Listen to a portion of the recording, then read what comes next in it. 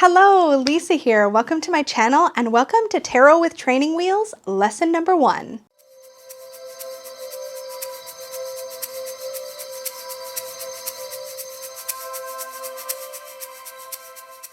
I am so excited to get into this with you, but first, a little context and a little history.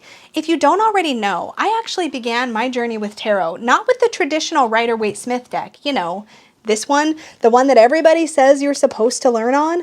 I didn't learn on this deck, and I count myself really lucky that I didn't. I always use this deck now for reference, for study, when I'm working with reference materials, or I go to a course or a lecture. But I'm so grateful that instead I actually learned how to read the tarot with the Osho Zen Tarot. If you've seen my deep dive walkthrough of this deck, then you know I have a deep love affair with it. It was exactly what I needed when I needed it. And in fact, what I ended up finding to be an incredible gift about this deck was that each card on this deck has a keyword. And it was those keywords that really changed the way that I learned the tarot. Because there was a keyword on every single card, I was able to just pull these out, shuffle them, and do readings right away. I didn't have to fully understand the deep meaning of every single card to do an effective reading. I just had to understand what that keyword meant and roll with what it could mean in a reading. What does creativity mean and how could that show up as an energy in a spread? I just had to play with it. I had to try.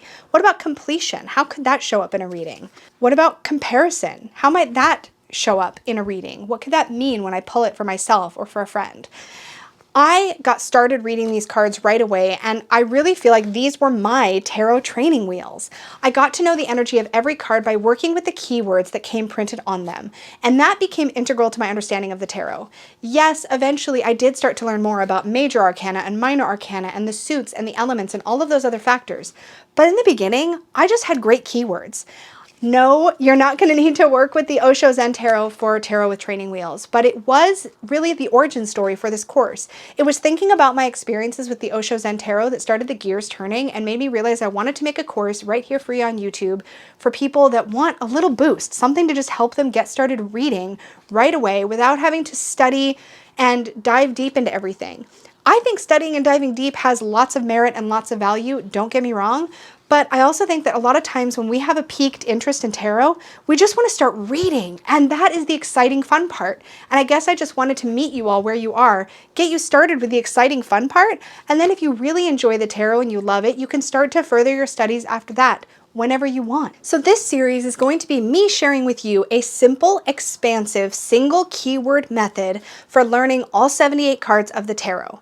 And to demonstrate how flexible this single keyword system can be, I'm going to be working with a few different decks to really show you how one keyword can help you interpret any deck. So to illustrate the point, I'm going to be working with, you guessed it, the Druidcraft Tarot. I actually have here my original trimmed copy of the Druidcraft, which is the first edition. I'm a little gutted that this is the one that I trimmed because of course you can't get the first edition anymore, but I also have been meaning for a long time to retrim my deck. So I thought, well, why don't I just pick up a new copy of the Druidcraft Tarot? So I'm going to be working with the Druidcraft Tarot throughout this course to demonstrate the single keyword method. But I'm also going to be showing you how the keywords apply to 2 other decks to really show, again, how flexible the system is. The first of those decks is going to be the Oak, Ash, and Thorn Tarot. And I chose an animal deck on purpose because it would be really easy for me to show you how this works with a classic Rider-Waite-Smith deck or a Rider-Waite-Smith straight up clone. But a lot of us want to work with like animal decks, and I want to be able to show you how the single keyword method system will work with an animal deck also. And again, partly to make a point, I'm also going to be showing you how the system applies to a pip deck. Now, I have here one of my favorite pip decks of all time, the Tattoo Tarot Ink and Intuition, and it is a true pip deck, so you'll see that in the Minor Arcana, we have just like 6 swords in the 6 of Swords, and we have 2 cups in the 2 of Cups. Now, this is a Rider-Waite-Smith based pip deck. I'm not going to be showing you on Marseille because Marseille Tarot is a tradition all its own, and it has a lot of its own symbology and references. This is a pip deck based on the Rider-Waite-Smith. So while it doesn't have full scenes in all of the Minor Arcana cards, it does have a basis in Rider-Waite-Smith.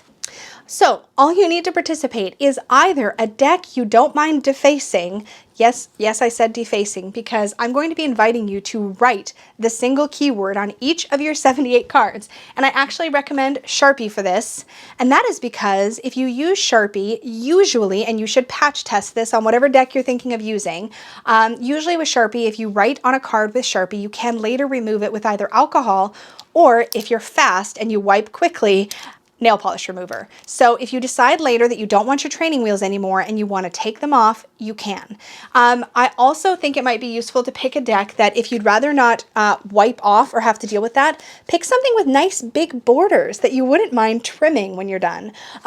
And again, you don't have to ever trim or ever remove your keywords that you learn through this system, but it's nice to have the option so that you can give yourself that confidence boost of eventually stepping away from your training wheels. It's a great way to learn the tarot and it's a great way to build confidence. So either a deck you don't mind writing on or defacing and trimming later, however you want to look at that. Or if you'd rather not mess with any deck, and a lot of us don't want to write on our decks or trim our decks, and that's totally fine. If that's not your jam, you can also just basically take a set of flashcards, any cards. You could buy blank tarot cards from Amazon. You could cut out index cards. You could cut out of cardstock, colored cardstock. You could do anything you wanted, but you need 78 somethings that you can write the keyword on. I personally think it's a lot easier if you do this with a deck that already has the images on it, but if you don't feel comfortable, that's completely fine. Just grab any cards that you can write your keyword and the name of the tarot card on, and you can keep those in order and use them with your tarot cards. But trust me, you'll probably have more fun if you can bring yourself to write on a deck. And you can work with any pip deck, any animal deck, any kind of deck you want to use with this system. It counts as long as it's based on the Rider-Waite-Smith system. So make sure whatever deck that you choose is based on Rider-Waite-Smith. And if you're not sure, ask in the comments down below and I or somebody else will get back to you and let you know if that's a Rider-Waite-Smith based deck. We're a great community here. We can totally help each other make sure that we've got the right tools.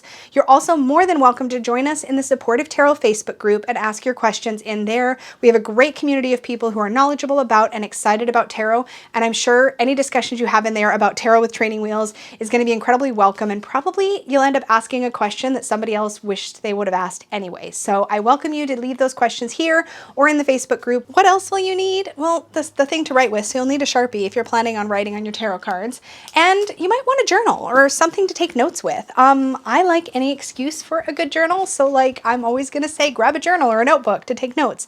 I'm also the note-taking type. You might not be. You might prefer to leave a voice note for yourself on your phone with anything that like sticks out, or you might just want to come back and reference the videos again and again. I don't care how you keep track of what you learn, but if you're here to learn, have some way to keep track of what's coming through. Just have some way to keep track and learn. Lastly, some disclaimers. These are big ones and they're important. This course is based entirely on my personal experience of and knowledge of the tarot.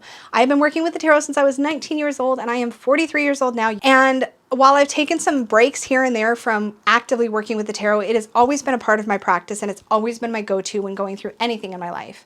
So this is a personal experience-based course. I'm not trying to deliver to you all of the esoteric meanings of the tarot. Might I recommend Dustin's deep dive tarot series on his channel, Modern Metaphysicae, if you're interested in real deep dives into symbology. He's gone through quite a bit of the major arcana now, and he is continuing that series, so that's a great thing to check out. Or I could suggest a number of really great books to dive into the deep meaning. What I'm here to do is give you a simple, easy to learn, easy to integrate method that you can use to just work with the tarot. So just keep in mind that whatever I share with you here is based on my own experience. It's not trying to be the right thing for everybody, and it's definitely not trying to be fully comprehensive. But with that said, if you end up liking this method or you like my style as we start to get into these lessons, I also do have a more detailed, much more deep dive course using a similar method that just gets highly personalized and customized to you that will be up on my website, supportivetarot.com, and I will have a link to that in the description box down below if you want to check it out. I think that's all I had to cover here in lesson 1. So here's your homework for lesson 1. Make sure that you have a deck that you are ready to write on, or your tool, your set of blank cards, or whatever it is you're going to use to create your set of 78 training wheel tarot with training wheels. That's the whole point of this series. So make sure you have that. Now I'm using the Druidcraft Tarot because it has a lot of border, and I'm not going to be sad about writing in this white space and then removing this later and retrimming my deck, because I love the way this particular deck looks borderless. So I'm going to be writing on the borders here of the Druidcraft Tarot. I picked this because it has nice big borders. If you have a deck that you know has nice big borders that you're planning to trim anyways, that'd be a great candidate for this course. Again, as long as it's Rider-Waite-Smith based, make sure you have a deck ready to go for this course, or your stack of 78 note cards, or whatever it is you're going to do to follow along with the Tarot with Training Wheels method. Make sure you have something to write on your cards or on your note cards or whatever it is that you're using. I recommend the Sharpie Retractable Ultra Fine. I picked this because I have messy handwriting, and if I don't start with a really super fine permanent marker, I am going to have trouble reading it later.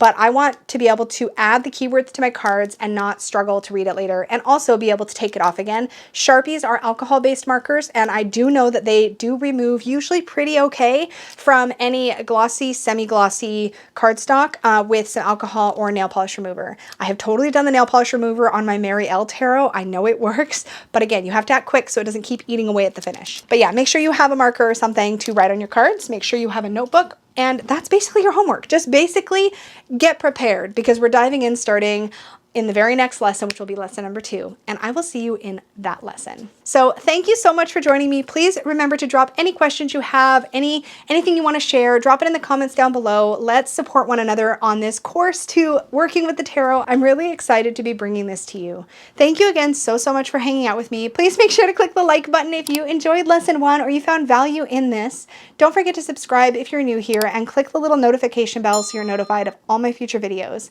Thank you so much, and may your magic always shine from the inside out. Bye, guys.